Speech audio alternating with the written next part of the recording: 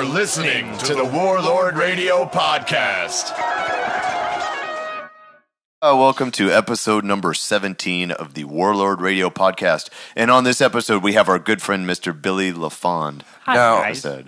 Thank you for coming out, Billy. I consider myself a member of our local scene, as does Craig.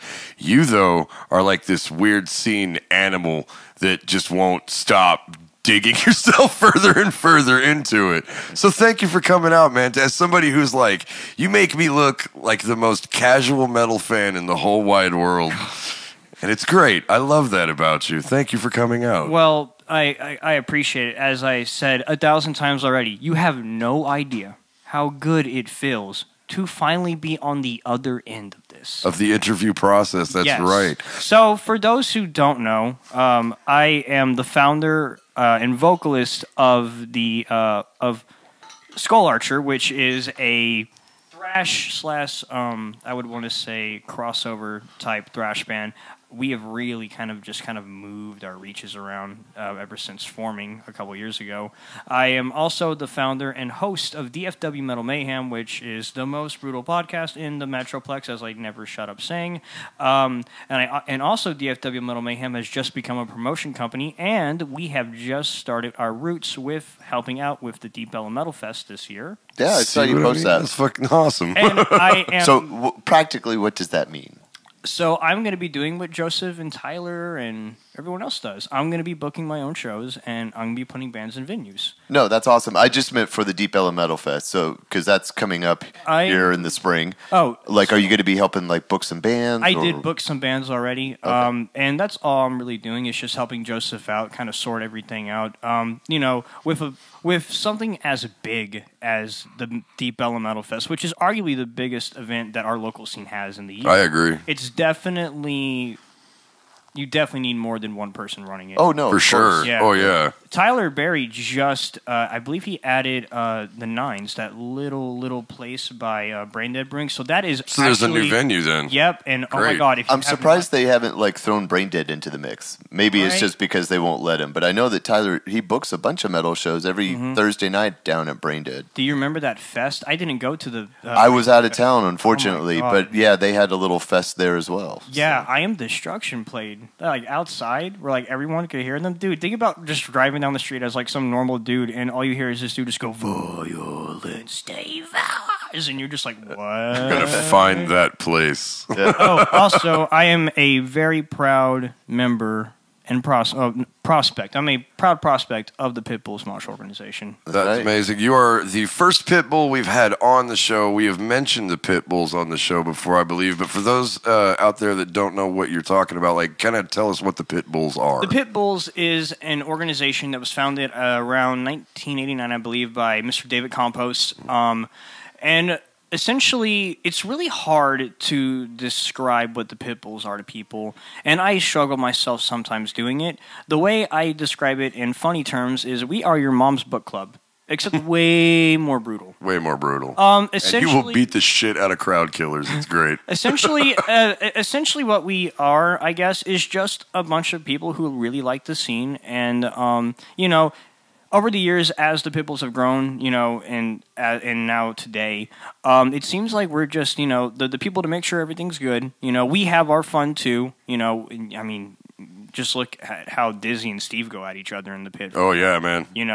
Or sheesh, when Tyler Stafford came back from Army service for a week, oh my God, dude!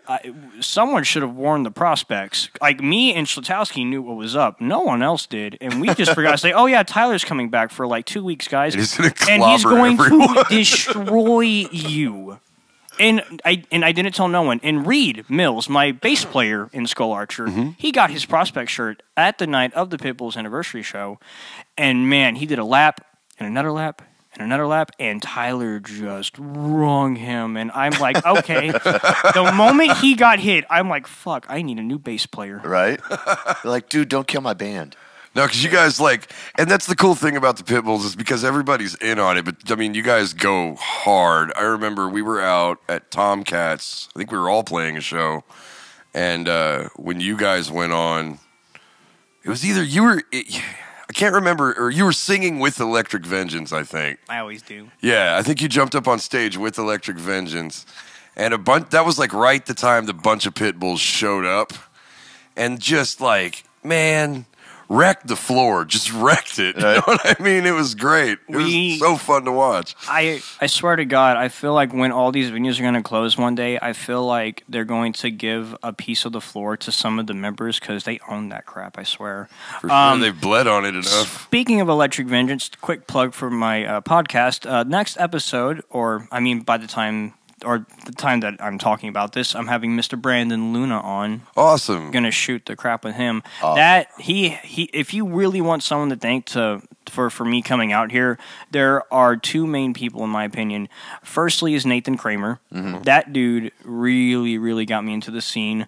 After I just recovered from my ACL surgery, he brought me to go see Wormchasm and Tyrannosaurus. I just saw Wormchasm for the first time at Krampus Fest. We played the show with him, and it was fucking amazing. Wormchasm was probably my favorite band on the fucking bill, and that's not to take anything away from anybody else on the bill. It was a great setup. Right. But Wormchasm impressed the hell out of me, and I've been friends with Eric since like high school, and I had no fucking idea about Wormchasm. I've been watching Rod of Obsidian for fucking ever, but I knew about Wormchasm, but I had never experienced it myself. They're fucking amazing. Everyone band. in that band is an absolute monster, especially Buddy. Yeah. Buddy is a monster drummer. And I mean, just not only his work in Wormchasm, his work in Psychiatric Regurgitation is right. really I'm thinking good. Devil's Daydream was Eric's band. But yes, Wormchasm was the band I was thinking of that blew my fucking shit away. Yeah. And shout out to Steven. That's his project. Steven Jeter. I love Steven Jeter. That dude is so chill. Yeah. But he could totally mess you up if he really wanted to. Mm-hmm. God. Yeah, super nice guy. Most of the really chill guys are kind of like that, and that's why they're so chill, is because they know that they could kill you with their pinkies if they fucking felt like it. Yeah. I have kind of where I get my moshing style is thanks to my martial arts background. I talk about it all the time. I've been doing martial arts since I was like 4. And you used to fight competitively, correct? I was an amateur MMA fighter. Oh yeah? Is that how you tore your ACL? I actually tore my ACL before that when I was training for a tournament when I was 14. I was training for a martial arts tournament that was Texas-wide, and I was going to represent Grand Prairie. Mm-hmm. And I tore my ACL, and I had to dip out. And my friend represented me instead, and he actually did pretty good. So, it was a bummer, but, it happens. I actually did my amateur MMA career without getting surgery on my ACL. So I had no ACL for 7 years. Damn. That's fucking hardcore, man. And I finished off my college career because of fighting. I didn't get any financial aid. They wouldn't give it to me. And my job at my sandwich shop at the time was not cutting it for me. And, even when I started working for the pest control company I work for now, it still wasn't bringing in everything I needed. So I took up amateur MMA. I did some backyard fights back in high school, which kind of helped me out a little bit. Mm-hmm. And I had some training partners, and eventually, throughout the time, I picked up the moniker. I fought for a couple organizations, but the most prominent one was I did fight for Shark Fights. Okay. I know Shark Fights. I was an amateur fighter, so I was not a professional. Right. I do want to clarify that. I mean, I do train with pro-level people. Yeah, Still that's something about the fight circuit, and there is actually a relatively healthy fight circuit in the DFW area. Oh, yeah. Bomb Factory? Boom. And what people don't necessarily realize is, okay, the amateurs, they're not making a ton of money on the card, if any money at all. Yeah. But they're expected to train the exact same way as the pros. They're expected to diet the exact same way as the pros. Cut weight. Yeah, cut weight, exactly. Everything. Like I do everything exactly they do. the same. I do everything they do. It's just I have to prove myself. It's basically an internship to getting punched in the face quite a bit. Pretty much. That's kind of what amateur fighting is like. And I amassed a 7-2 record. Wasn't bad. My 2 losses were split decision losses where a lot of people disagree that I lost, but I actually agree that I should have lost both of those fights. I actually still train with the 2 people I lost to this day. And one of the people I lost to, have you? I don't know how much you're into the fight world. There is a Muay Thai fighter named Bukal. Yeah. And I fought one of his proteges. Oh shit. Oh my god, my leg was elephant. Picture the villain from Kickboxer. Right. This guy's kind of like a real life version of that. He kicks banana trees down. Yeah, he literally with his shin. With his shins, and it's fucking insane. They I saw some special that they ran on him, or like an exhibition, where they basically he did like this knee to the chest. You know the like you grapple somebody's neck and then you lay your knee right into their sternum. It's called a tie clinch. Tie clinch, right? He did a tie clinch, and they put like a sensor on a mannequin. Basically, and they basically said that this guy's knee hitting you in the sternum like that was the same force of like the bumper of a car going like 30 miles an hour. It was just like an insane amount of force coming out of like such a small range of motion. It's pretty impressive. I got to meet Bukal after that fight, which was really cool. He actually, for some reason, did not corner his protege that night. I was actually kind of disappointed because I kind of wanted to see him on the other side. Like, oh my god, he's actually like coaching against me, yeah. But I got to meet him in the back, and this was a war. I mean, I took a lot of punishment, but I was able to dish out a lot too. He rocked me really good in the first. And I rocked him really good in the second. And then the third round, we kind of just like rocked each other, but he landed more in the third. And man, it like from start to finish, like I try to be technical because I'm small. I'm more of a fast guy. I don't have natural knockout power. Right. I do have one hell of a left high kick. Nice. Left knee, and I have a really good right straight and left hook. And I kind of just swerve it all in. And my plan was... Are you southpaw? Left hand front, left leg front. Nice. Me too. I didn't do a whole lot of MMA, but I was a boxer for a very long time. And the thing about my boxing career, my very, very short boxing career, I started my boxing career off with 4 first-round knockouts and then got the shit beat out of me for like 2.5 years. Like, I never reclaimed that, that fucking record again. Should have just stepped away from the table. I started off really, really strong and then just kept getting knocked the fuck out. And it was actually, I don't tell people this because I don't want the unneeded attention. After that fight, because it was my last fight in that organization, and ever in my MMA career, I was offered to fight professionally. Oh, nice. And I initially wanted to do it, but and I was going to meet the people to sign the contract and everything, and I forgot who I was going to go fight for, but my coach overheard me asking, "Man, this is going to be hard." He also heard me. I forgot what I said, but I also said, I really hope I'm up to it. And we had after he heard that, we had a really long talk, and he said, "You're good, but if you're doubting yourself, then I don't want you doing this because there are people who know they want to do it. If you fight someone who knows they want to do it, you will get hurt, and I don't want to see you get hurt." For sure. I mean, if you're not as hungry as your opponent, you're going to get killed. Like, that's just how it goes. Like, you can have all the technical skill in the world, but there's a certain mental attitude. You don't become somebody like Khabib Nurmagomedov if you're not fully into it. You don't become a George St. Pierre if you're not fully into it. Those guys live, eat, and breathe this. That is what they do with their lives. I still train to this day. Even though I do all this stuff, I still train with the guys. How often? I at least train at least once a week. So, like, training, do you do sparring? Is it just, like, gym work or, like... I'll do a mixture of everything, sparring, gym work. I actually was very privileged and honored to spar, actually, UFC professionals. I sparred with Sage Northcutt twice, actually. Once when I was 13, when he was, like 11 or 10. He kicked the crap out of me. He's kind of a prodigy. There's no shame in that at all. He is, but man, he's super nice. He's like, "Oh my god, you have really, really, really good punches." And I didn't even punch him. Like, I think I hit him like twice. That sounds so patronizing. Though. If an 11-year-old came up and was like, "You had a really good punch," I'd be like, "Fuck you, motherfucker." and then I actually got to spar with Jeff Neal. Oh wow! And that's a hard hitting 185. Yeah. So he's like twice my size. Yeah. And he's known for striking. Yeah. And but he wanted people that could move a lot faster than him and could give him a lot of different angles. And so our sparring wasn't really like a full contact thing. It was just like kind of like shadowing and like trying to show him where you can like do footwork and move around and all that. Really, really honored to do it. and I forget the gentleman's name because I'm just in the zone right now.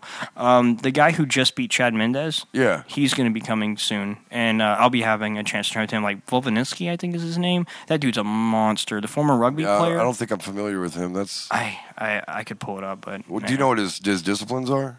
He has a rugby background. That's not really somebody I think I'd want to fuck with. Actually. Yeah, let's play football without fucking pads. Like Chad Mendez hurt him bad. Oh, shit. He hurt him bad, and Seth persevered and just tanked him. It was monstrous. I did not catch that fight. That's pretty cool to hear. Yeah, you always love a comeback victory. It's better for viewing. I'm so immersed in the fight world. Like I don't think people understand. Like if I like something, I don't like it. I love it. I tend to be that way as well. Yeah, I watch boxing too. I'm a big Lomachenko fan. Yeah, that dude is okay. I have never seen someone in my entire life. MMA, boxing, kickboxing, whatever. I've never seen someone be able to move completely behind someone by a simple sidestep counter. His footwork is so fluid. It's like he moves with your shoulders. Like you make the slightest move, and he's already compensating for that movement. He has broken the record for having the most world titles within the shortest amount of time of pro fights. I believe he has 13 or 14 pro fights. He has 3 world titles. I mean, his first 3 years, he just destroyed everybody he got in the ring with. I mean, just like no one could touch him. Like even if you didn't win by like a TKO or something like that, his points were off the fucking charts. Salido beat him, but let's be honest, Salido beat him because Salido missed weight. Here's the deal. If you fight, whether it's outside of work or inside of work, you're gonna lose sometimes. Yeah. Like it happens. And I always everybody he was beating the shit out of him in that last part of the fight, but Salido was just overweight because he didn't cut the weight properly, and he was overweight when he went in that fight. And he just kind of took it to the small guy for the first couple of rounds, and Lomachenko came back. Gassed, yeah. Dude, if they fought again, Loma would win. It wouldn't be a contest. No. So, you seen him do that thing where he blocks with it's an old school boxing technique, and everybody it's not the same, but say somebody throws a hook at you, you block and punch with the same hand, right? Standard boxing move. But the way he does it is just it's like his arms are made out of dragons on fire, and it's just it's so weird watching this guy work in the ring. I'm surprised that there's not enough metal artists that are writing songs about these bad motherfuckers. Oh, that's true. Oh my God. I don't know if anybody would get it though, especially on our scene. Volbeat wrote that one song about Michael Kleister. Is Volbeat a metal band? No, they're not. But I'm just saying because that's the only name that comes to my mind. Right. But I mean, shit, dude. I wouldn't mind writing a song about the one time Mirko Crow Cop just murked the shit out of someone with his left eye kick. Oh yeah, dude. Or there's legendary old matches like fucking Hoist Gracie versus Antonio Inoki. That fucking happened. Yeah. That was a thing. Antonio Inoki was a Japanese professional wrestler who was known for wrestling a little stiff. Right. And every now and then he would get in the ring with a real fighter and kind of fucking go for it. You know what I mean? And there's Antonio Inoki versus Hoist Gracie. And Hoist Gracie he's one of the godfathers of MMA, but he's one of the all-time, probably most famous martial artists on the planet. The Gracie family is the most important family in martial arts. Yeah, you remember when we had the pro wrestling episode, I told you about the Hart Foundation? The Gracies are the Hart family of MMA, basically. Yeah. Right on. Mm-hmm. And Hoist was just this bad motherfucker, and him and Antonio Inoki went at it, and I think it ended on a technical knockout, but not a knockout. It was one of those knockouts. It's fuck you, I wasn't knocked out. You know what was funny about that? Back then when Hoist actually debuted at UFC 1. Yeah. Who was a submission specialist. Yeah. Primarily. Mm-hmm. The thing is, though, is that he wasn't even the best in his family at that time. Hickson Gracie was destroying people. Hickson Gracie was jacked. The thing about Hoist, though, is he didn't have as impressive of a win-loss record, but what he was really good at doing was tying your ass up and making you tap out early. Because what do they say? For the first 10 years of his career, he only spent 6.5 minutes in the actual ring. Yeah, thing, and as I said, they're the most important martial arts family. When Hoist Gracie did what he did at UFC 1 and 2 and 3, Which one's the one where he beat the shit out of the sumo wrestler? Because that was a really early UFC event. I believe you're talking about the first that was UFC, Pride Fighting, maybe. Where he beat a sumo fighter. Yeah, because they Was it Emmanuel Yarborough? Maybe the black dude. Yes, that is Emmanuel Yarborough. Yeah. Because in the early days of MMA, they didn't do weight classes. Right. Because it was just fucking bonkers. Yeah. You know what I mean? It was insane. They didn't do weight classes. They did, they've always mixed up disciplines, but now they kind of, keep it close. Right. Because if you put a sumo in the ring with, somebody that's a submission specialist, that's not going to do a whole lot. Well, unless that motherfucker's Hoist Gracie. It's also apparently. now that everyone knows what to do. Yeah, that's true. I mean, it's a if pretty you have well thought out sport. Yeah, if you have a really well trained 265 pounder versus a really well trained 155 pounder, I don't care how more skillful the 155 pounder is. If the 265er is skilled enough, it's a wrap. It's a simple. That's a question of muscle mass and density, right? If you get hit in the face by a guy my size, it's gonna fucking hurt, right? You know what I mean? And if I knew what I was doing, it's gonna hurt worse. Yeah, right. And it doesn't matter if you knew what you were doing. So I still train to this day, and I still learn. I'm still a student. I actually still get offers to take fights sometimes, and sometimes I have indulged in them, and I have fought sometimes, and sometimes I don't. Sometimes I'll just take a kickboxing fight or a boxing fight. It's just I'm there as a fill-in. It's not my career, but I'm down. But you're more for exhibition. For you. Fighting is something that you do. My passion for it is actually helping my training partners who still fight to be their training partner and help them. Okay. As I said, I still train with the two people I lost to. Yeah. And I even train with the one person who gave me my one draw in my backyard fights. Because in my backyard fights, I was 30-0 in one draw, and it's not impressive because it was backyard fights.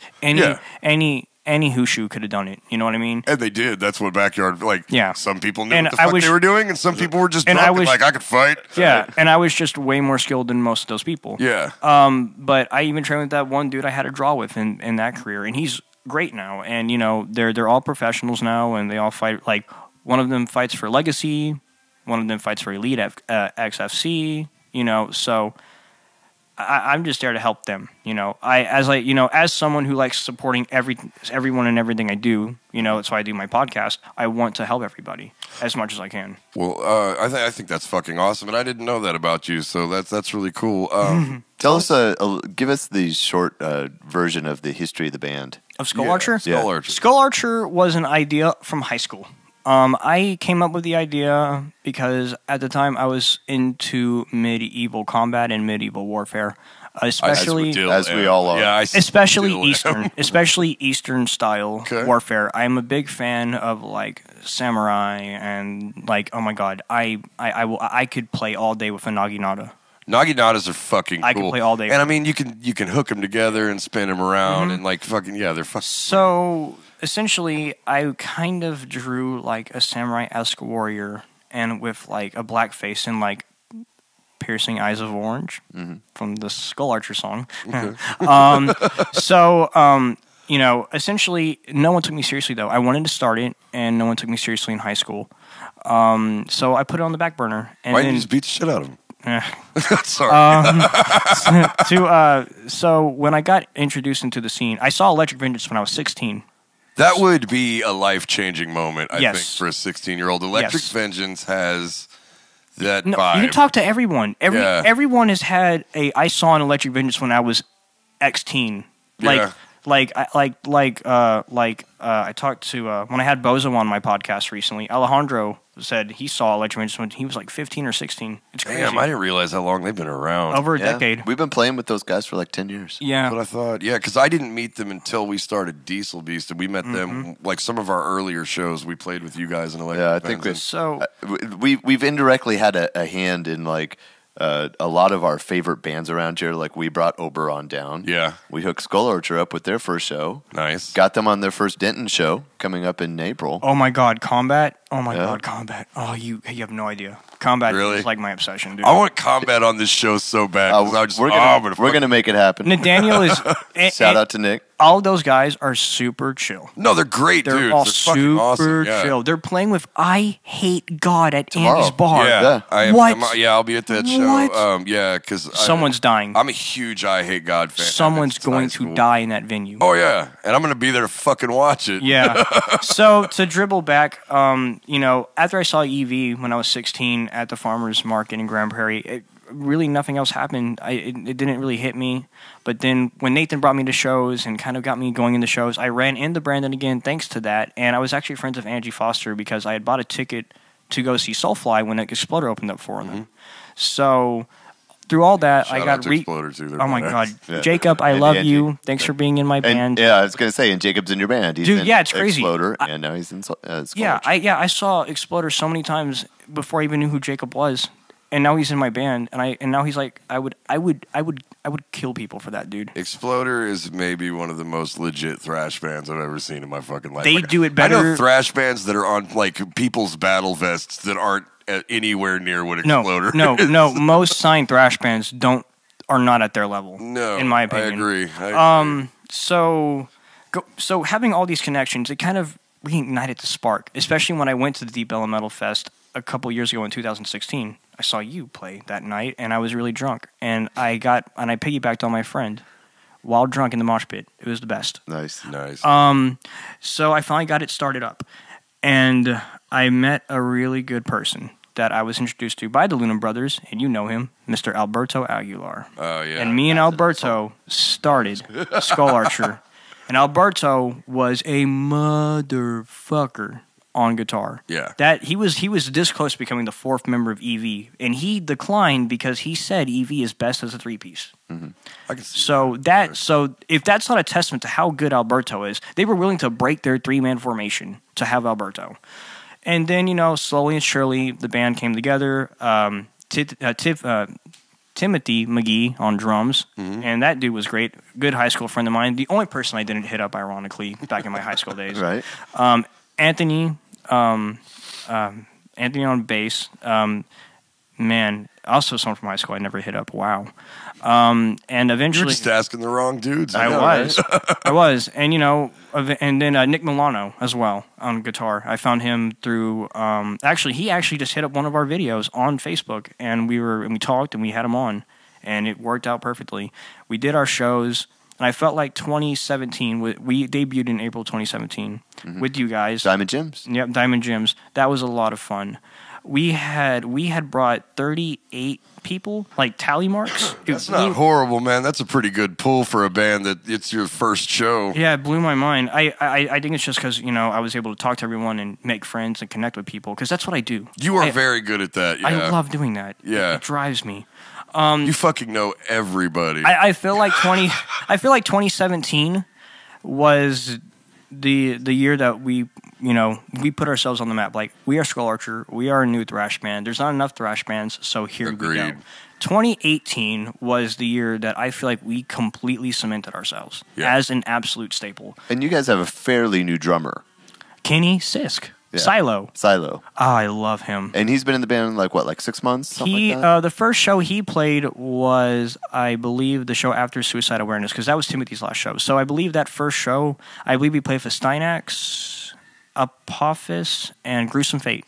Okay. That was the show he debuted on. This has been driving me nuts. I know we've played together. Do you remember where? Because I know that Diesel Beast has played with Skull Archer. I don't think we actually have. Have we not? No, man. Oh, yeah. It will happen. It's gonna happen. I've been racking my brain. I'm like, I swear to God, you do a show with you guys. You do a lot of house party shows. You should totally have Diesel Beast out there, man. I don't mind at all. Play house party. Play house party. Oh, dude, yeah. Denton has all the house parties. Everyone loves house parties, but not everyone wants to drive all the way out to Denton. So Grand Prairie, if you live close enough to Grand Prairie, you can just come over to my place. $5 cover charge, BYOB. You can meet my puppy. That actually sounds. Shout out to amazing. Brody. Shout out to Brody. He's like, yes. I want to meet your puppy, dude. Like, I'm saying this without any irony and utter sincerity. I want to meet your puppy. So, do you ever get any hassle from neighbors or the cops for your parties? Cops came out one time, and the reason why they came out was because I had the show.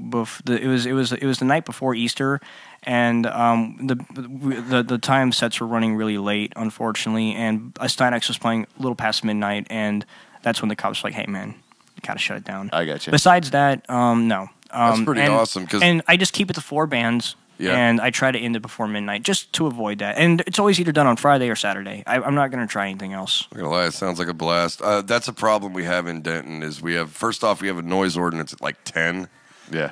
And then there are just assholes, I guess. I don't know. I've only played 1 or 2 house parties where the cops didn't at some point show up. Yeah. But I think they're a little bit, I think cops and people in general are a little more sensitive about that in a college town. Oh, yeah. So, for sure. You know, Grand Prairie, I think you could probably get away with just a little bit more because it's typically more like working class, right? And it's a mid-city. Yeah. It's a mid-city, and it's a very developing and thriving city right now. Like Grand Prairie before it started expanding, and it actually still is. It is the biggest city in the Metroplex that has the least amount of land used. And now Grand Prairie is blowing up. We have the IKEA, the new Walmart. Now we're getting that new there's a ton of indoor water park. Yeah. I mean, now GP's blowing up, and now it's becoming a hub. So I work residential construction, and there's a ton of fucking subdivisions going up out there, like all over the place. I'm really, as someone who's grown up in GP and has only known GP, I'm really happy to see it. Nice.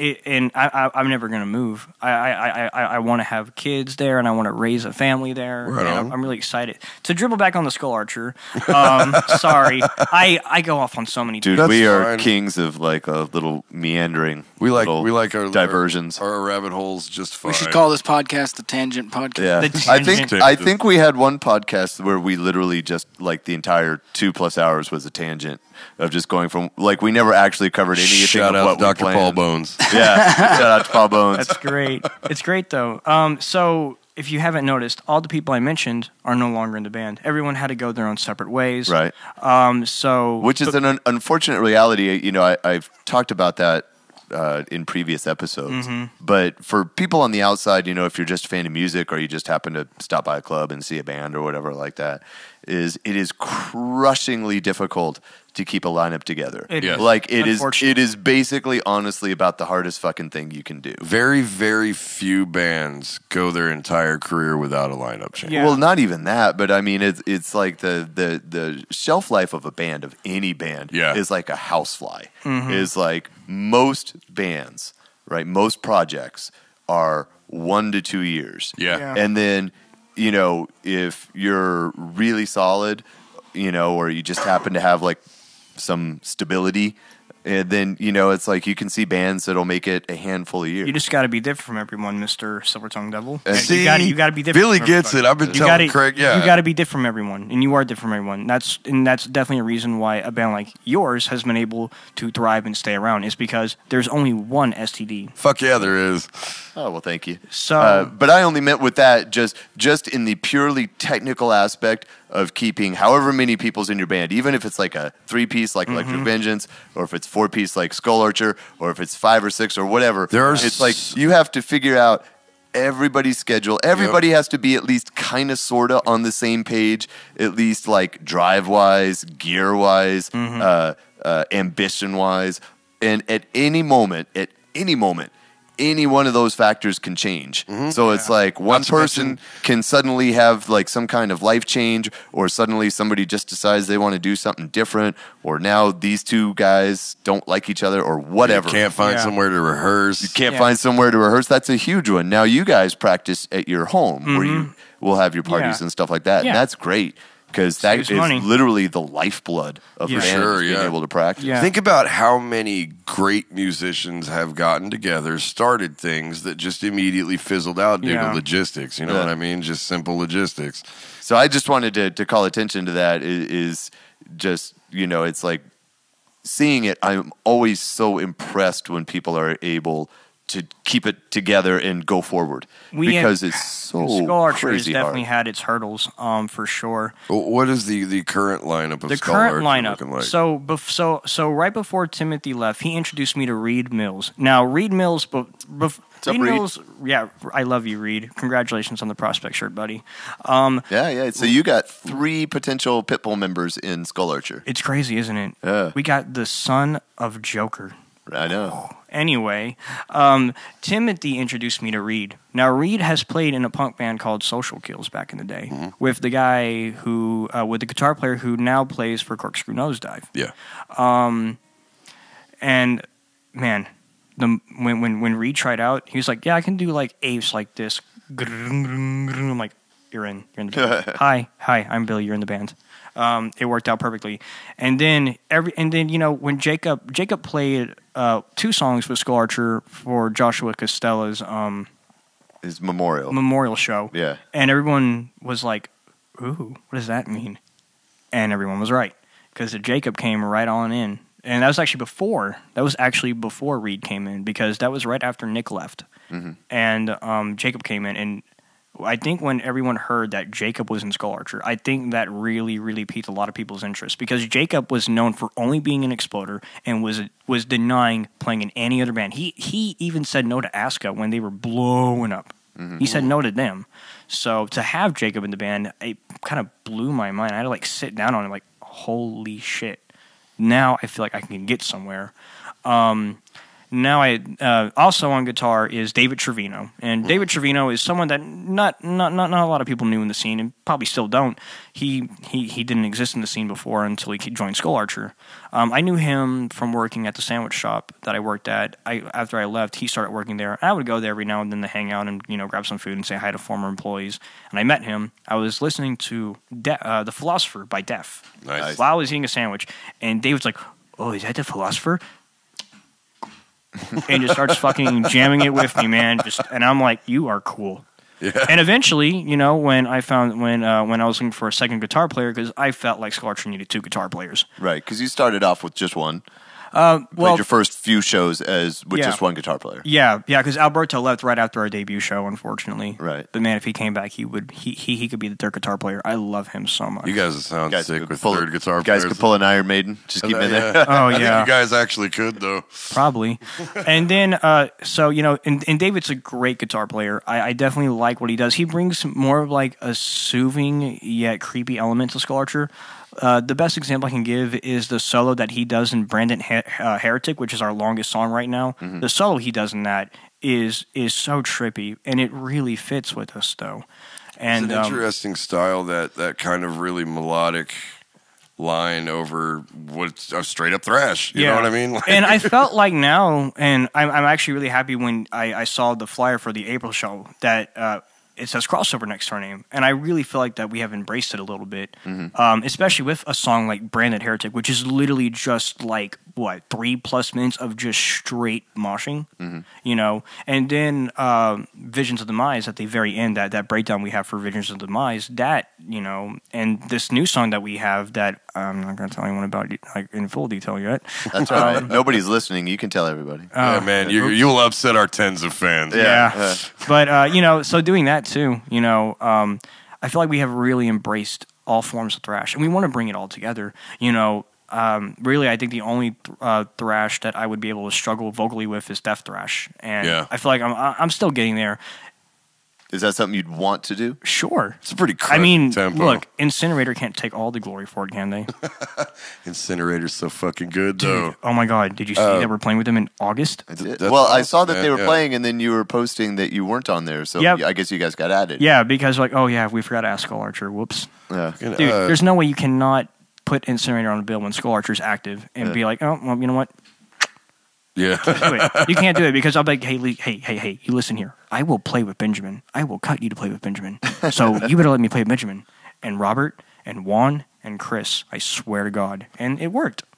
Chris is real good friends with our original lead singer, Ghost. That's where I first met those guys. And the first time I saw Incinerator, Oh, my God. melted my fucking face off. I remember just standing there and just being like, God damn, And these guys those- just must sit in their rooms and play music And all it's fucking nuts day. because now Benjamin and Robert are nuclear blast musicians. Yeah, because they're touring with Die Antichrist. Oh my god! And man, that is a fucking band. That is a fucking band. They are really good. I actually didn't get into black metal until the local scene. Wormchasm was like the first black metal band I really got into. They're actually. so fucking good, though. They are. They are. So now, what are some of the black metal bands that have you branched out at all? Like, have Yeah. they introduced you to some? Like, Yeah. Like, because I'm kind of picky on the black metal that I like. I do like black metal, but there's a whole lot of it that I don't. I like really raw and aggressive black metal. So I'm definitely fans of like Immortal and Mayhem and Burzum. I Dark like Throne? Immortal and Mayhem. I think Burzum is fucking garbage, man. I actually like Burzum for bad reasons. Not Fair enough. not It's like, for just the street cred from the dude burning down all the churches and killing motherfuckers. pretty much. Cool. But if I had to pick a favorite black metal band, I would probably go with Marduk. Yeah, Marduk's pretty. Marduk's good. great. Yeah. And Marduk's great live. I fed someone my elbow when they played at Gas Monkey I am Live. balls deep in Bishop of Hexen right now. I know, can't dude. Fucking stop. Yeah, that's good stuff. Yeah. I just I discovered them randomly. I think I was playing Brutal Legend, and it was just a song. I was like, "Who the fuck is this?" And then I actually checked out and now I celebrate their entire catalog. And like for the last, I don't know, 3 weeks, I have been listening to fucking nothing but Bishop. That's of Hexen. awesome. You guys just earned a hardcore fan. Please come. Yes, please. I was actually just listening to the new Rotting Christ on the way here. Yeah. Fuck, Rotting Christ is so good. Yeah, they're ridiculously good. Oh man, I could. Shit. Nope. Had something. It's gone now. I will say, I do want to say it real quickly. I'm actually really happy that you have started this. This is actually what I would want DFW Metal Mayhem to be one day. Besides just a single camera in front of the freaking table, just staring, and I'm like, man, you gotta start somewhere. And I'm facing like the side of the camera like this, and the camera's right here, and I'm just talking to people that are like facing towards the camera because like who cares to see me? Like you see me every fucking week on there. See all the guys, you know. What I take pride in with DFW Metal Mayhem is I try to insinuate that I am shooting the shit with people that I like. Right. We don't even really play any songs in between. I mean, like we did, post songs of the bands at the end of everything. Right. Eventually, I kind of stopped doing it because I wasn't consistent with it, and if I'm not going to be consistent with it, then I'm going to drop it. Right. I agree. That was a decision we made early on in this. It's like if we're gonna do the music, we're gonna have to do it every fucking time, or at least figure out something to fill that space with. Yeah. I feel you. At the end of it all, though, I have really big goals with it, as I do everything. With the podcast? Oh, yeah. So what are your goals for the podcast? You don't have to give like the huge major one, but just like in the immediate future, like what are you looking to do? Let's actually soundproof the room, you lazy piece of shit. Secondly, You should talk to Now Jason. you're getting into my realm. Yeah, Jason's a sound wizard, man. He could teach you how to do that shit with egg crates. So Jason's a professional sound man. This is like his studio, He yeah. earns a living. This is his studio that we're here in. He and Carrick built it. Yeah. Yeah. oh, wow. Like built it. Built and it, the like, band took out in walls the other and shit. room also helped build it. Yeah, that's true. That's really cool. That's actually really cool. And so, Jason's our audio wizard. It's like early on, because obviously, right, anybody listening to this, like, we're not visual, it's just audio. Mm-hmm. Now, yours is both, and I've been, I don't think you guys have been on yet on the Corpse Paint I've show. not been on Corpse No, Paint. not yet. I have. Yeah. Jay and Danny's, Yeah. Great people, great show, and they've got like the uber visual presentation, green screen. It looks amazing. It's awesome. But I think it's kind of cool how there's like different levels and different types of podcasts around. Because Yeah. you're straight up a metal show Yeah. on the DFW Metal Mayhem, Yeah. which is great because you're talking to bands of all kinds. And I know you branch out of different kinds and like I definitely try especially to do you- hardcore and you the start punk scene. Yeah, you started to do that. DOG. And That's completely different from anything ever in the world right now. But he's a cool dude, and he got me really high. Thank you, Colton. I appreciate your face. you also, Shout out to Colton. You Getting were also high. telling us. You have to tell us a story about you being high outside of Oklahoma. Okay, yeah. So this was when I was training to fight Bukaw's protege. forgive me for not name dropping. I'm kind of like sensitive about that kind of stuff when it comes to my fight world. I was able to. We took like a little jog in the woods, kind of like a road work type deal. There's a nice trail. I believe this was in Tulsa. This was so long ago, or it felt long ago. We were just running, doing our thing. We stopped, like, okay, cool. Weed break. We're in the middle. I don't know what strand I was given, but man, the trees were just knocked your dick in the dirt. He laced that weed with weed. Yeah, dude. I just like the whole forest was spinning for like 5-10 minutes, and then I stood up, and we kept doing our road work, and man, I didn't get tired. Like we were chopping, and I wasn't getting tired, and then we stopped, and we did some, and we just did some shadow boxing drills. Me and a couple of my teammates that were with me at the time, and everything just felt smooth. Punches were coming easier, and footwork was coming easier. Well, you were relaxed. Yeah, and man, it was a trip. I remember getting out of the forest trail and going back to the vehicle, looking back at the forest, and the forest slowly just went like, and I'm like, it's like what? undulating. It's like the abyss calling you back in. Right. It's like out of some Dungeons and Dragons shit where you're in the deep of the Feywild. Is it like in Lord of the Rings when they first see the ring wraith and like the forest just like extends out? Yes. Yes. That's exactly what it was like. Kate Blanchett's talking to you. Right. Yeah. That's amazing. That's also another goal in the podcast. Bring people on that will get me high more often. There you go. Hey, we are in a band called Diesel Beast. We would love to be on your podcast. We are gonna talk after this show. We are quite fond of the Devil's Lettuce over at our camp. We are gonna talk Drugs after are the bad. show. Drugs are bad. We For smoke sure. jazz cigarettes. Right. Also, just to branch out more. In DFW Metal Mayhem in general, it's just do more house parties that bring people. Mm-hmm. I mean, this next house party with Bozo Combat, Maldivera, and Exploder. That's killer. Oh my God! Yeah, Someone's that's pretty dying. sick. Someone's going to die. And the crazy thing is someone can die in any of their sets because they're all insane. Right. Bozo blew up out of nowhere. That's an amazing lineup. Yeah. So. Dude, Bozo's release, Slinging Slashers, that was put out last year through Bandcamp is insane. I didn't even get into grindcore until the scene either, and we have some of the best grindcore bands I've ever listened to. We have a ton of talent in this area for as little coverage as we get, I guess you would say. Isn't it crazy how much cred like Cognizant has throughout the country? Right. Yeah. It's so nuts. Well, they did the Maryland Death Fest, right? Yeah, I believe it was that or either that or New York. I could be wrong. No. I think they did do Maryland, but they were in New York even. It was nuts. It was, those guys are crazy. Irving Lopez, the magician of the scene, will be recording Skull Archer's full-length album. Nice. Well, we're going to take a short break. This is kind of about the halfway point, and we're going to play one of your songs, and then we'll talk about that here when we come back. But you sent us 2 songs. What's the first one you want us to play? Man, so I sent you...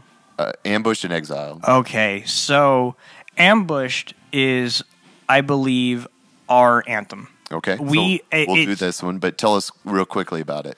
Ambushed was the first song ever written by us. Alberto actually wrote this song, and I wrote all the lyrics for it, and Timothy filled in the drums really well. As I said, this is like our anthem. This is always the first song we play. What the fuck is up, everyone?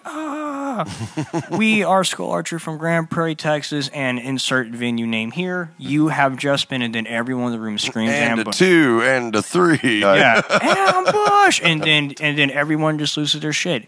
And to this day, this song still holds up so very strong compared to all the other songs we have. So enjoy it. It's a fast-paced beater. There you go, Ambush. Check it out. We'll be right back. Body on your head, ready to be taken. Mercy and rage, come to devastation. Attack will come. What is it attending? So stay prepared or get fucking do it up, lady!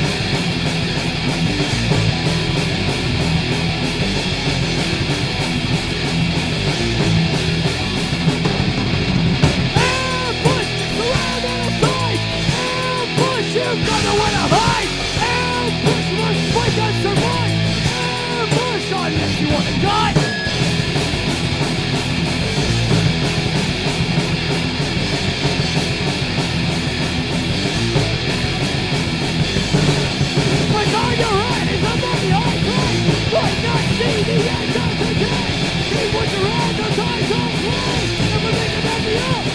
that you can slay.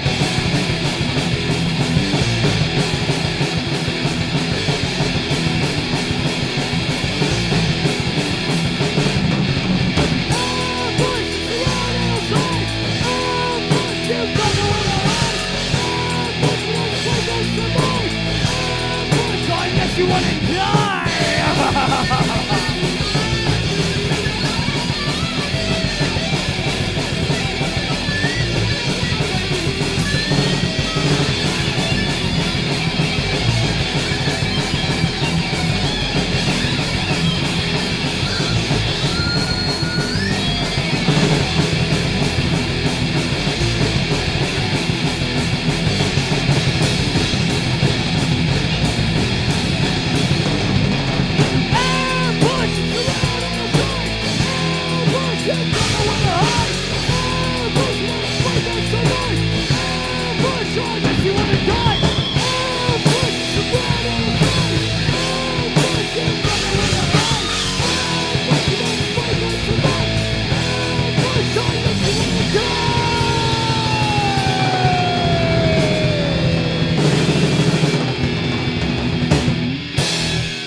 All right, we are back to Warlord Radio Podcast with our very special guest, Billy LaFond. What's up, Billy? Cheers. Hey, Billy. Mr. Billy.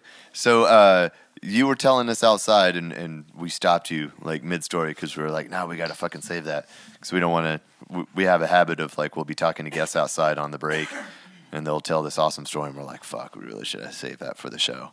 So you were getting ready to tell us about your plans for recording some shit with Skull Archer. Yes. So, you know, we've been a band since September 2016, debuted in April 2017, and, you know, and I'm not trying to sound big-headed, we have definitely been crushing it. And it's all credit to the guys and as little credit to me as possible because I am not talented like them. I'm just good at promoting and letting you know. You're a great frontman, though. I mean, you're entertaining. Like, there's no point in having a frontman. I appreciate if he's just going to if he doesn't add anything, then there's no fucking point. You are a dynamic presence on a stage. Our bodies are our instruments. Oh, yeah. We have to express that as much as possible. You with the spear, me with the bow, me with me jumping around, and you just having, like, you actually move really well with your mic. You have, like, it's like as if, like, the mic is like an extension of your body, Craig. Mm-hmm. And, I definitely noticed that, and I tried to emulate it a little bit as well. Craig headbangs from his fucking ankles to the crown of his skull. It's amazing nuts. to watch. Yeah, I try it too, but I also jump around. Like I literally jump, and like stomp the stage. So I'm a power stance guy. I'm a big fan of guys that engage the audience. Oh yeah, I think it's key. Oh yeah, it's definitely key because they're the reason why I'm a thing. I'm going to engage the people that make Skull Archer a thing. Yeah. So, you know, being around for this long, you know, it's definitely time that I give someone an actual physical copy of what we're capable of. I actually do not like our demo. Mm-hmm. I don't. I mean, I like those 2 songs I sent you. Right. They didn't come out bad. I did not sing the other 2 because I just don't like them. Mm-hmm. Fair enough. You know, so I mean, I mean, when we play them live, they're great, and I want to take all those songs on the demo and re-record them. That's what, like, how early into Skull Archer did you record that demo? Would you say we recorded that demo 2 days before we debuted. See, so I bet you don't even play those songs the same way anymore. No, we don't because that's the weirdest thing about those early demos. Like, we had a demo that went out kind of relatively successful. We don't play those songs that way at all. I mean, the meat of those songs is the same, but the way we tackle it is different. Yeah, exactly. Reed has completely changed everything on bass. Your sound has completely evolved from that point. Yeah. It's not an accurate representation. And now Reed is now like in all these other bands, Apophis. He just in Artificial Life Force, and he's in another band that I don't know. He's in Artificial Life Force with Nate. Yeah, Nate's crazy. I love Nate. So you know, we need to get Nate. We definitely need to get Nate's Nate a great on. dude. He is a great dude. I really like Nate, and a huge supporter of the scene. Yeah, Nate goes to a lot of shows. Yeah, it's a good dude. I first met him when I broke my nose at the Fort Worth Metal Fest. Yeah. Nice. That you saw that photo, right? I did. Ooh, wasn't that brutal? Yeah. That was like I was a new prospect. So what happened? What happened with that? Was that you connected with somebody's head, or was it their elbow?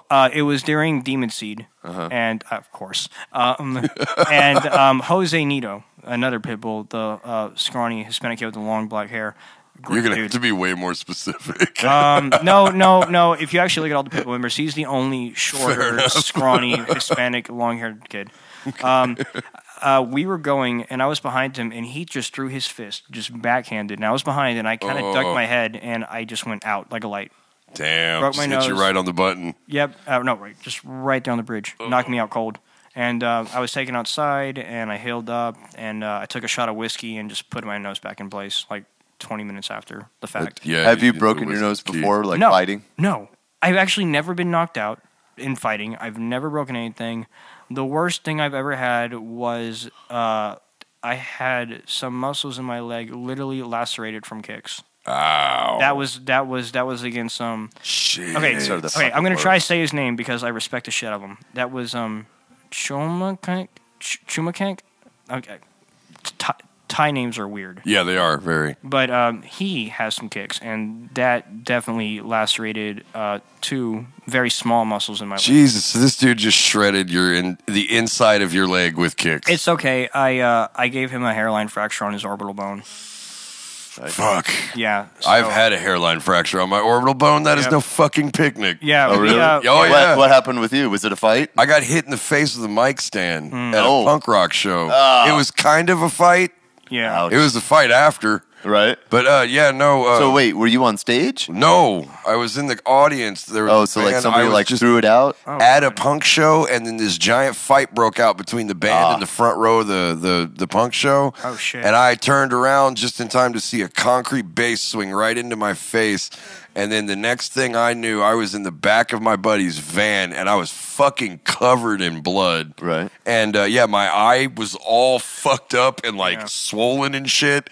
And it broke the roots in all of my teeth on the top level. That was the gnarliest hit I've ever. It was like getting hit in the face with a sledgehammer. Like Right.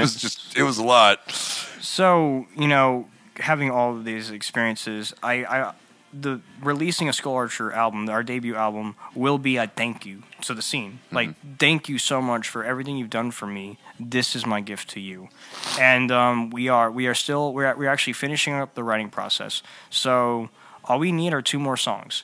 If you've noticed, if you've ever seen Skull Archer play in 2017 and 2018, you notice we don't play 2 songs anymore because they're Nick's music.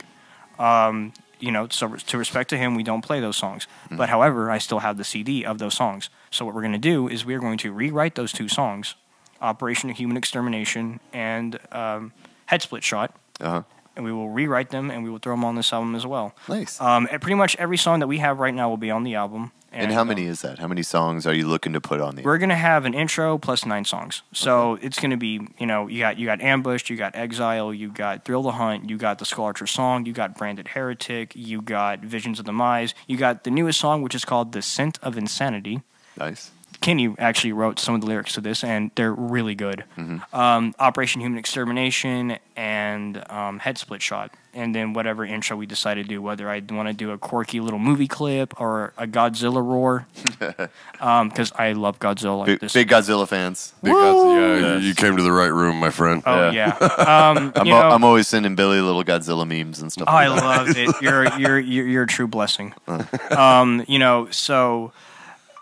We don't have a set date. We haven't, I just talked to Irving, because we still need to finish writing everything up. But we definitely want to hit the studio, and we definitely want to release it this year. Nice. Who are you planning on recording through? Mr. Irving Lopez. Oh, okay. Of Cognizant. Okay. He has, He's in my done opinion, a bunch of people on the scene. He's done their records. In my opinion, he's probably right up there with Russell Holler on people that produce probably the best quality in the scene. No knock on anyone else. I haven't met a bad sound dude. Jason has. Yeah, I've definitely met a bad sound guy.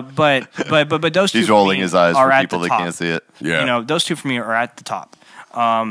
And Irving has done some of my favorite albums. He has done the Asylum album. He's done a Steinax's album. Gruesome Fate. He Crop Dust is EP. Their Crop Dust EP was probably one of my favorite things to come out last year. If I'm not going to let Purple Sabbath, I could be wrong about that. Fact check me if I'm wrong. I don't know exactly. I bought it on iTunes. I don't actually have a physical copy of it, but that was one of my favorite things to come out of our scene last year. And Irving just does it well. I believe even some of the grindcore bands like Imperial Slaughter and I could be wrong there too, but I think some of them even went to him. I mean, because Irving is really into that crowd as well, obviously. Yeah. And honestly, in my opinion, the Imperial Slaughter album that came out last year, in my opinion, is the best released album of 2018 in our local scene. It's not even a contest. Nice. They're fantastic dudes. So hearing what Irving is capable of doing absolutely makes me want to jump on and work with him. He's a super cool dude, super chill, and super nice and super humble. That is important in an audio engineer, especially in a recording scenario, because recording scenarios can get tedious and repetitive and a little pissy. Well, you've done a fuck ton of records. Yeah. And, I mean, I know you counted it up for me one time on the show, but, like, how many is it? It's more than 10, right? Yeah, I've been on more than 10 albums in my... I've been in more than 10 full-on studios. Yeah, Carrick's done, like, every conceivable kind of music you can imagine. Yeah, I grew up in a musical family, and I played around... Thank you. But, yeah, and... The funny thing about me, I've also said this, I hate being in the studio. I live for the live show. That's why I do this. That's my bread and butter.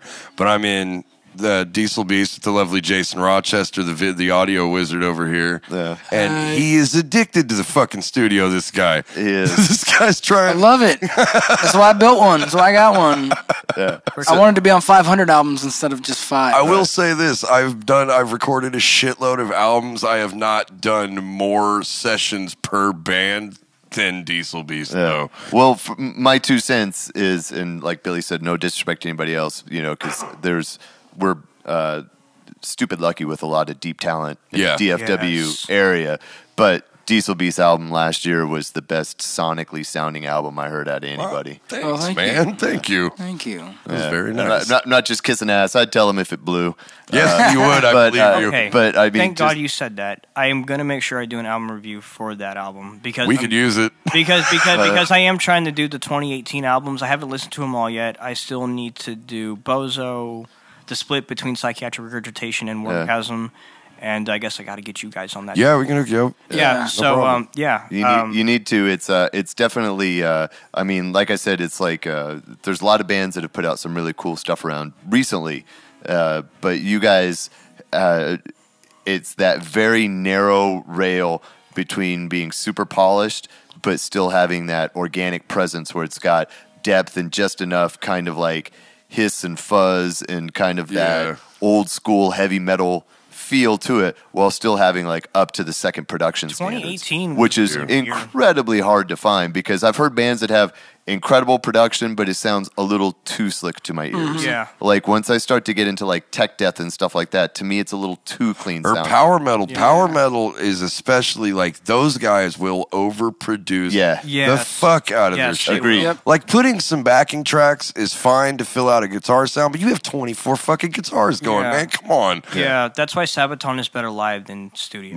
Totally agree. But I love Sabaton. I do love too. Sabaton Much as well. respect to the guy who can probably rip my entire body in half with his pinky. I talk about World War II. Right? Wear Thor vest. But, 2018 was a really good year of releases. Okay, I mean, Chemicost. Chemicost had their full album. Was EV this last year? No, that was 2017 was of that November. into 2017? Yeah. Okay. Mm-hmm.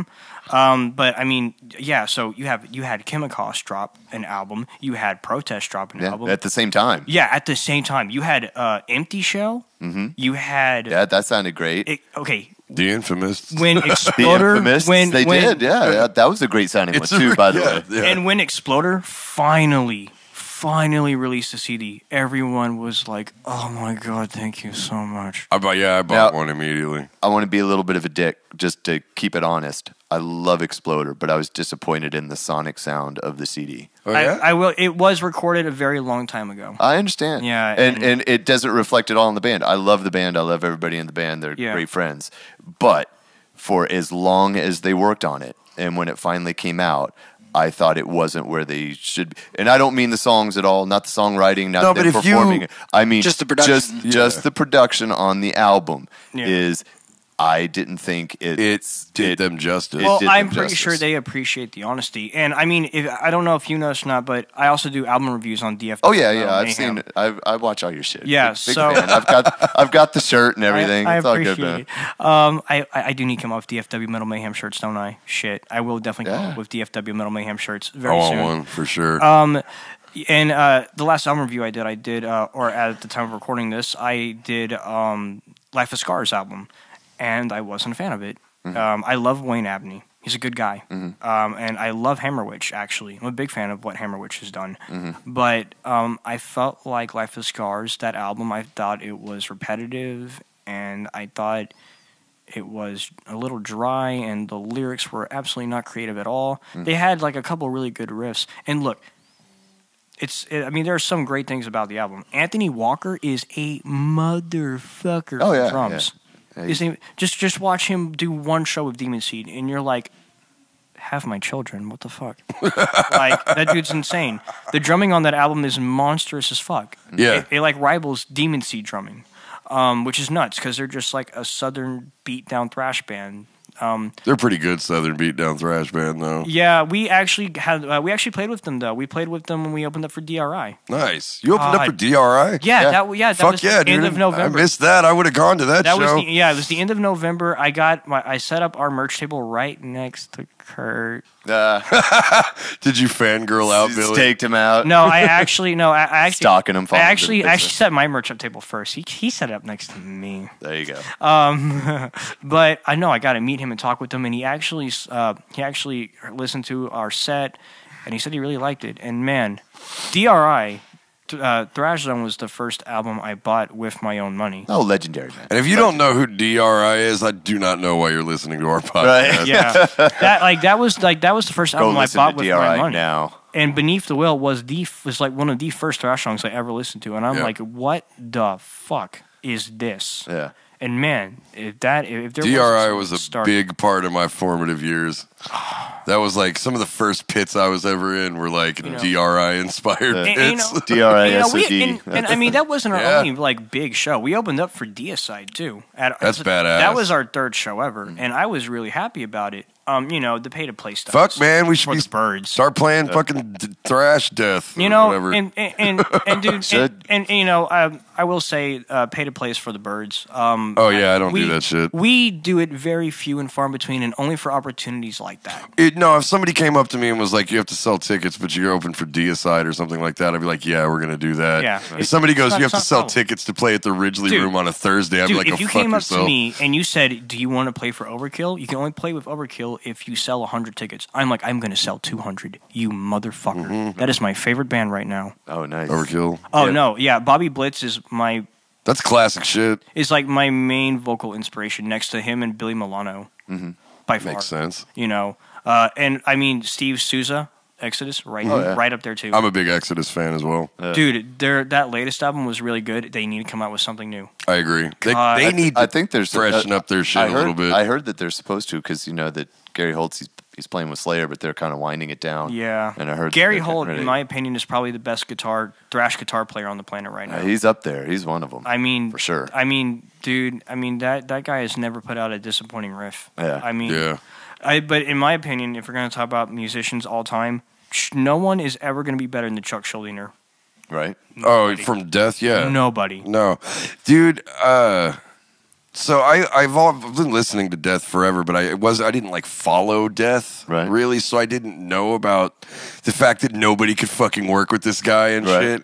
And then I watched they have a documentary on Amazon Prime. Yeah, I saw it. And I watched it, and because I've always been a fan of Death, and I got to the actual story behind it, and I was like, first off, I love this band so much more now, Right. And second off, like, this guy's a goddamn genius. No wonder he's so fucking hard to work with. He is on a different fucking plane. Yes. Yeah. Yes, his thoughts are like on a different level. He's 3 steps ahead of everybody else around him, and Dude, that was a problem just- sometimes. Imagine if he beat cancer and continued. Think if Death continued there would be Death would have had a bigger list of ex-members than Pentagram. Right. And Pentagram has like 300 dudes that used to be in that band. That and then any other band that was major band that was trying to release music would just get stepped on. They would get stepped on. There is not one bad Def song in my opinion. Yeah. Not at all. What? That's another band whose entire catalog I celebrate. I tell you what, it is going to happen. One day, Skull Archer is going to cover Misanthrope. It is going to happen, and I am going to make sure someone gets punched when we do it. If I have to run down there and punch you, it's going to happen.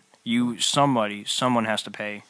I mean, hey guys, like, nope, coming for that ass. Hey, Alex, if you're listening to this, please don't kick me out of the Pitbulls because I said that. I love you, Alex. He's referring to my guitar player who is also in the Pitbulls. We have a lot of Alex Pitbulls is and bands. a treasured person, seen in my opinion. I love Alex is a smiling wraith. That he is. The Serbian madman. Serbian madman. I love Alex. Alex is That's his really, wrestling name, by the way. That is great. Oh my god, yo, Alex, we're gonna talk about this. I didn't know you wrestled. Fuck yeah. He doesn't, but he will after this. He's good cool. now. Cool. Yeah, Alex. Make him. Let's wrestle. Yeah. I will be called the Warrior of the Ranch.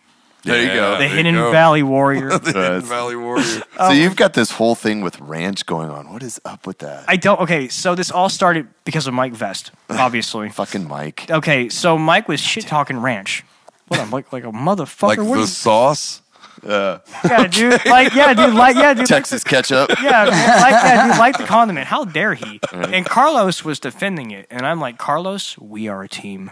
We are a team. Carlos Avila, also the Pitbulls. I love you, buddy, if you're listening. And also in Exploder. Yes. Oh my God, he's so good. Shout out to Carlos. Fucking chill, dude. I actually just had him on the podcast recently. You should go ahead and watch that. All my episodes are up on YouTube. Yeah. See DFW Metal Mayhem. Yep, on YouTube. Like the YouTube page. All the album reviews are done on the Facebook page only.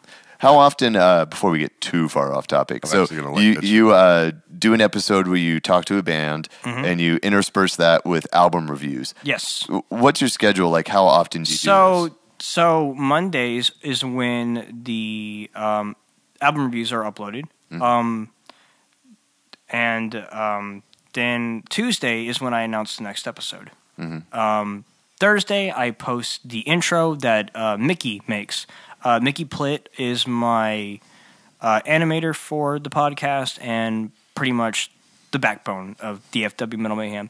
Mickey, if on the off chance you are listening to this, I just want to let you know you are the most underappreciated person that works in the scene. Because you're technically not in the scene because you live so far away, but the work you do is stupendous and it rivals the very best.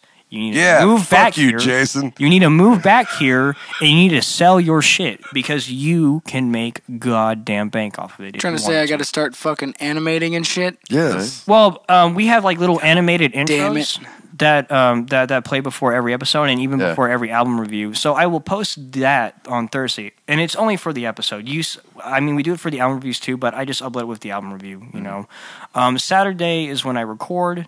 Mostly with the people, and then Sunday I upload the episodes to YouTube and share the link to Facebook. So you go straight from like studio to post then? I use Sony Vegas Pro 16.1 to do my editing for both, and it's a really good program. I dropped a considerable amount of money for it, but it's the move, and it is the definitive program in my opinion if you want to do stuff like this. Yeah, it's an expensive program, but like I know that you've talked about how versatile it is. I don't know. Yeah, I use Premiere. I know, but I know that you've. Okay, I'm thinking of something else then. Yeah, well, I mean, Premiere is equally as good. It actually does a couple of things better than Vegas Pro, but I don't need the stuff that it does better than Vegas Pro. Yeah, you don't run a full sound studio. So, but I mean, but it's really good for video splicing, and that's what I mostly do with DFW Metal Mayhem. Right. I do that part. I do that part on my own. I don't need Mickey for that.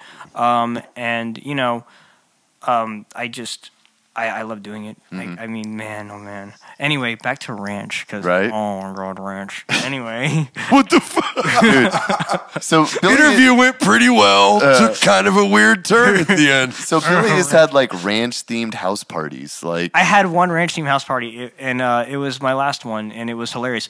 Barrage did their debut at that show, and Barrage is going to be the next big local band. Dude, I was waiting to play with them, and then their drummer crapped out. Yeah, very unfortunate. Delton wasn't too happy about that.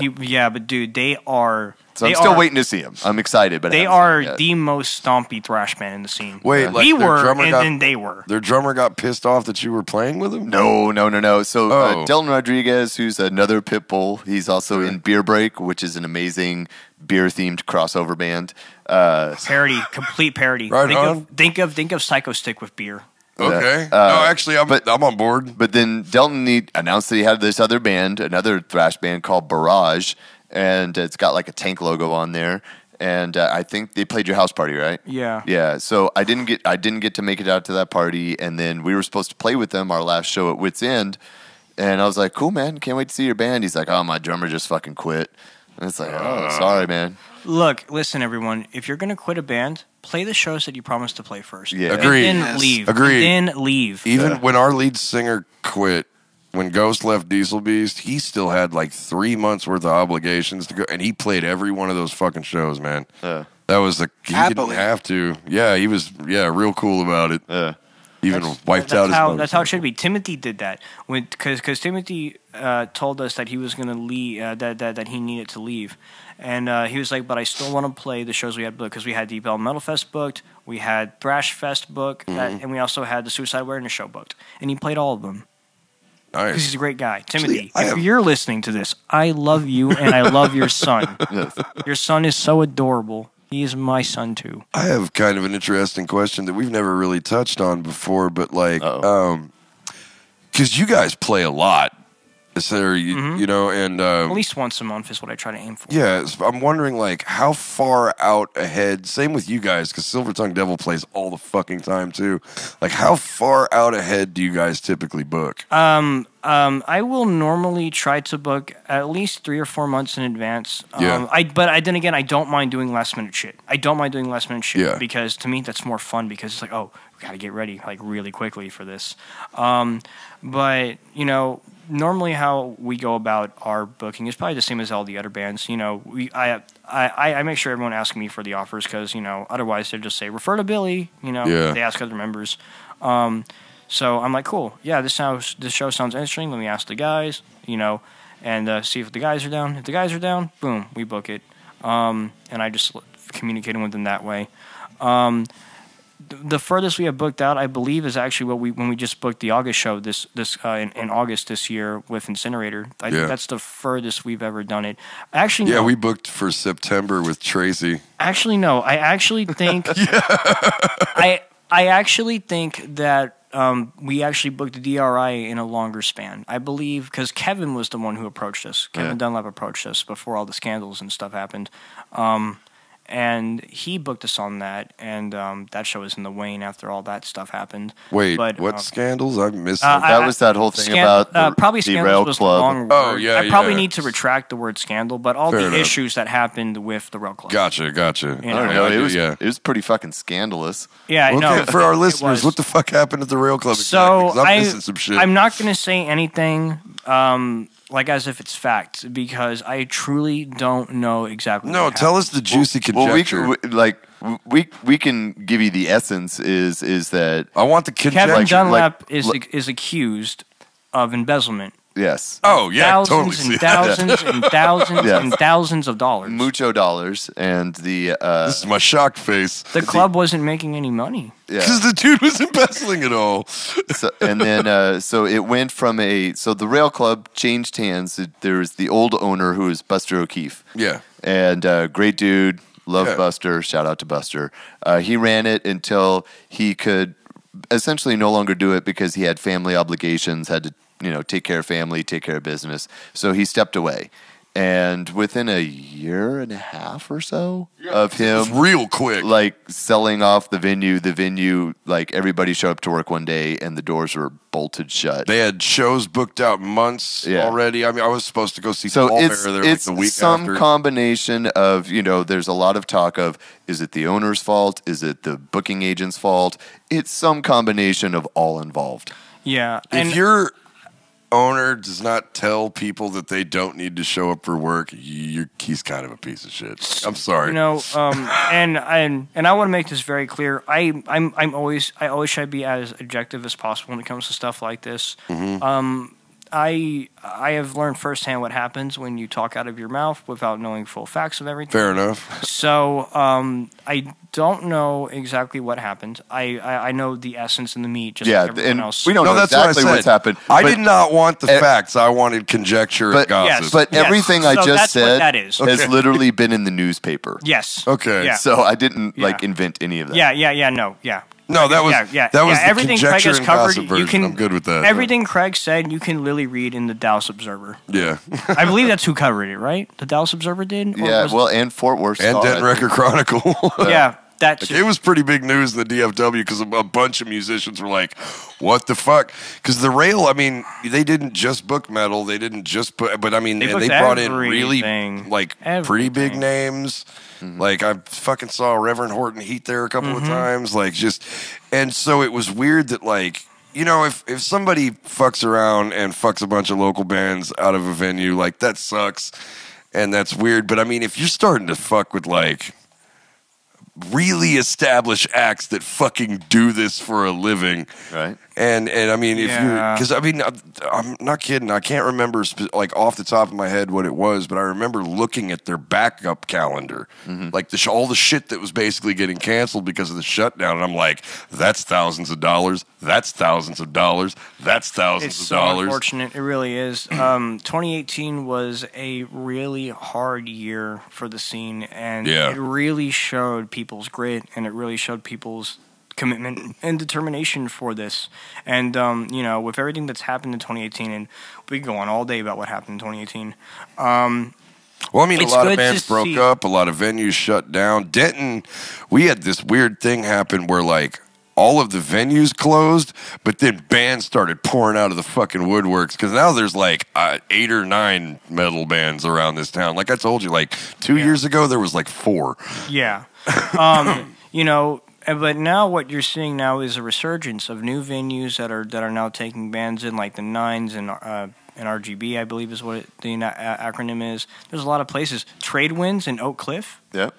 they're taking in bands too. It is- Imperial Slaughter destroys that place every Trade Winds. Tra- I went there to pick up some shirts from Superhero Supervillain, and it Shout out is to Evan Fee.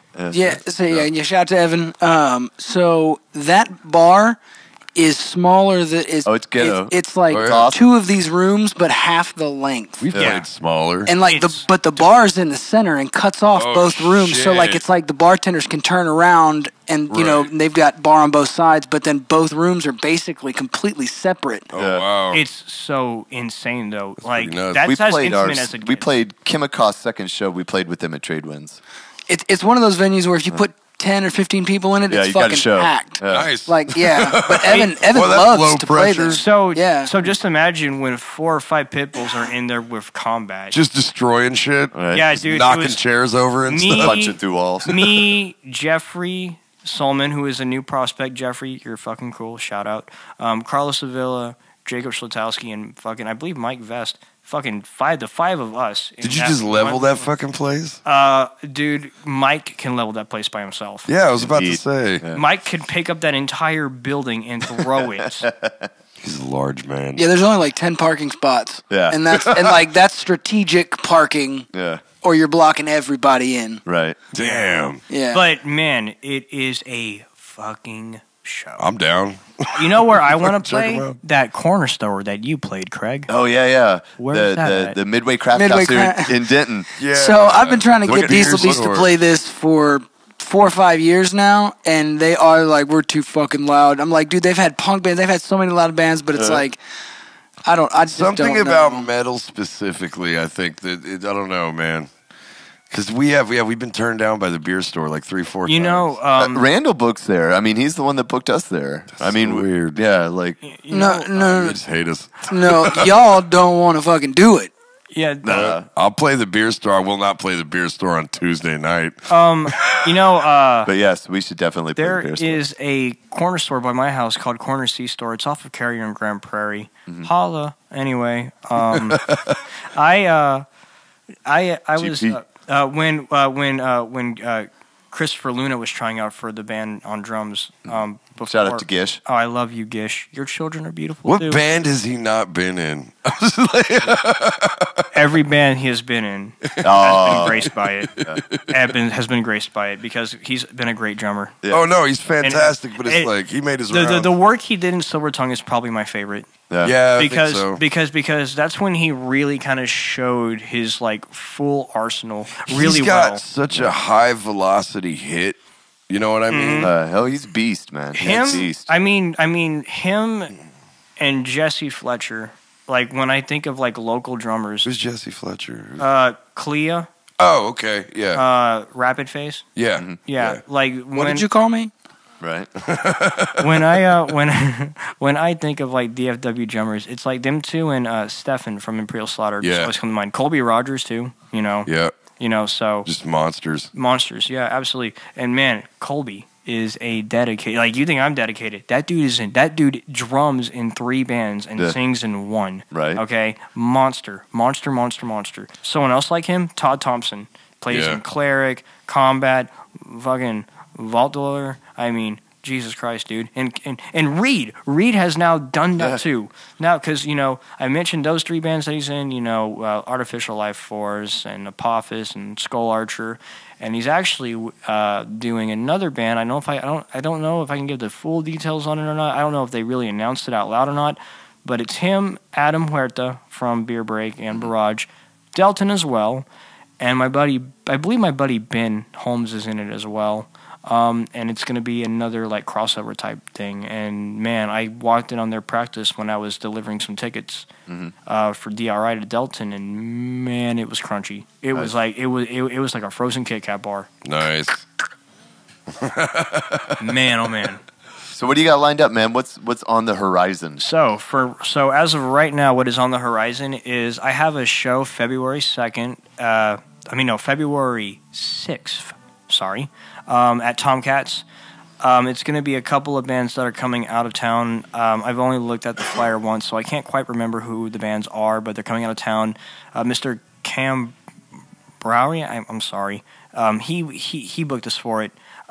This is kind of like a little last minute thing to do. We want to play more weeknight shows, just to show everyone that we can do it if we need to. Right. After that, we have Deep Elemental Fest.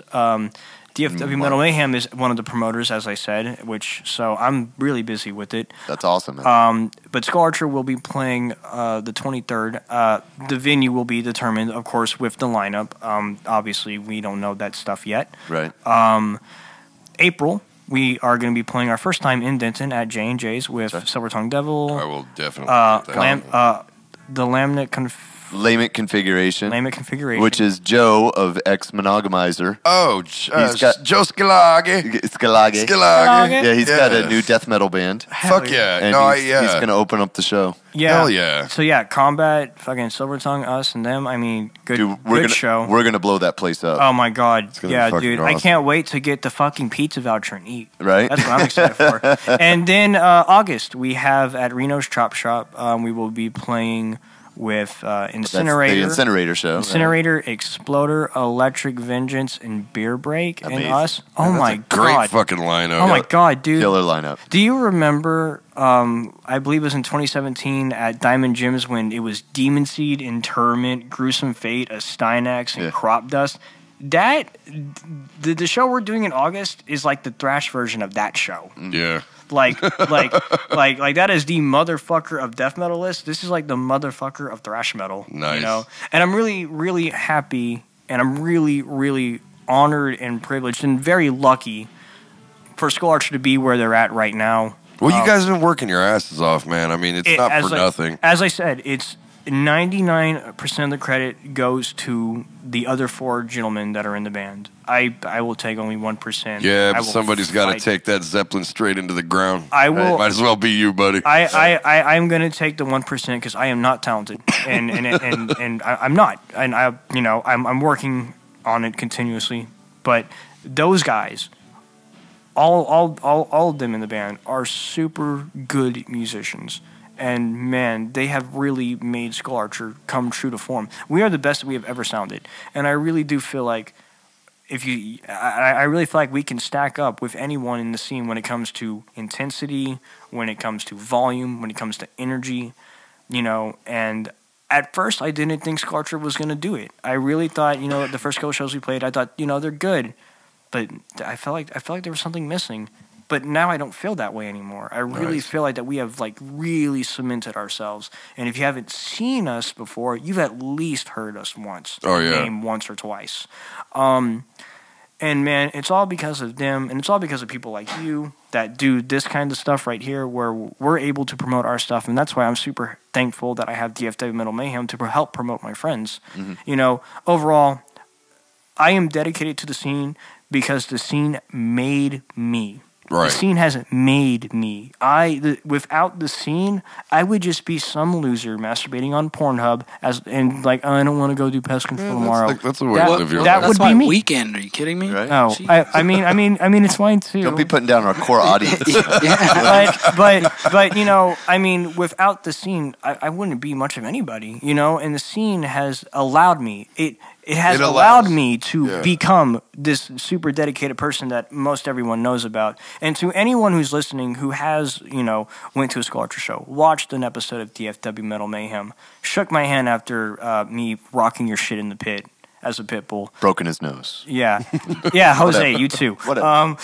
Anyone who has ever done any of that, and even less, just saying hi, what's up, thank you, because you are the reason why Skull Archer is a thing, you are the reason why DFW Metal Mayhem is a thing, and you are also a reason why I am able to do what I do for you guys, and it's an absolute honor to do so. Right on, man. Well, great big things coming on the horizon for Skull Archer and Billy LaFond, the man. Where can they find you online, man? You can find Skull Archer on Facebook. You can find Skull Archer on Instagram and Twitter, though I believe Facebook the Twitter just mirrors what Facebook does. Yeah. I don't use Twitter a lot, but I do use Instagram, and you can find that at Skull Archer, Skull_Archer. We are also on YouTube under the same name as well. And for DFW Metal Mayhem, we are so far only on Facebook and YouTube. DFW Metal Mayhem on Facebook and DFW Metal Mayhem on YouTube. All the episodes will be uploaded on YouTube and posted to the Facebook page.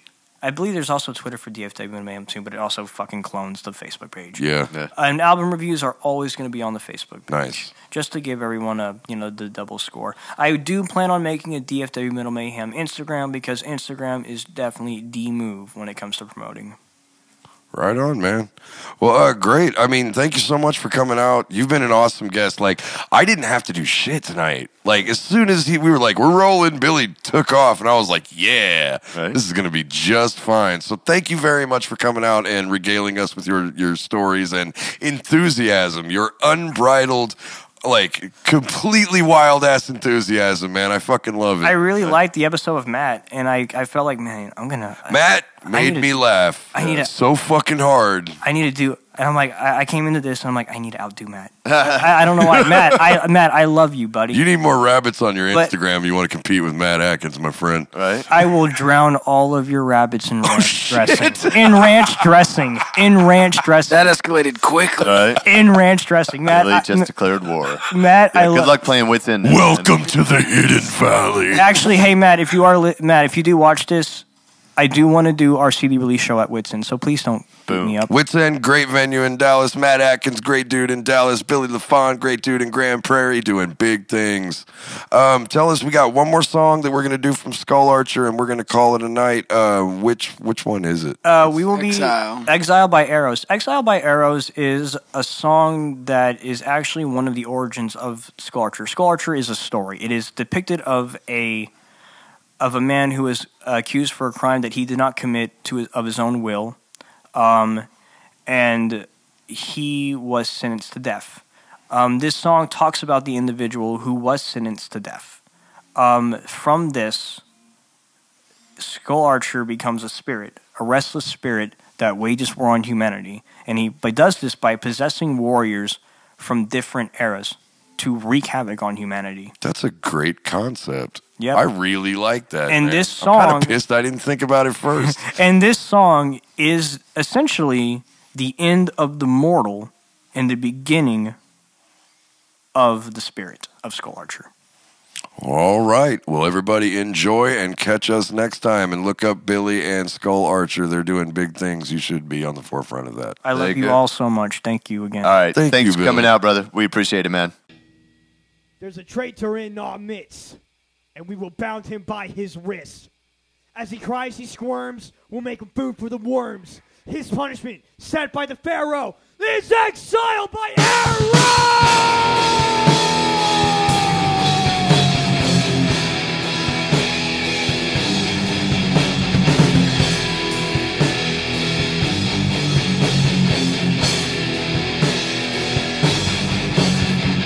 Try with a demon! Destroy the human race! And give the promise that he will be spared! For his acting treason! He'll tear up his face! He knows he'll be physically impaired! Traitor in our midst! He'll bound him by his wrist! And the Christ goes like a food for the ones that charge his seven Pharaoh! Is exiled by arrow! Ah!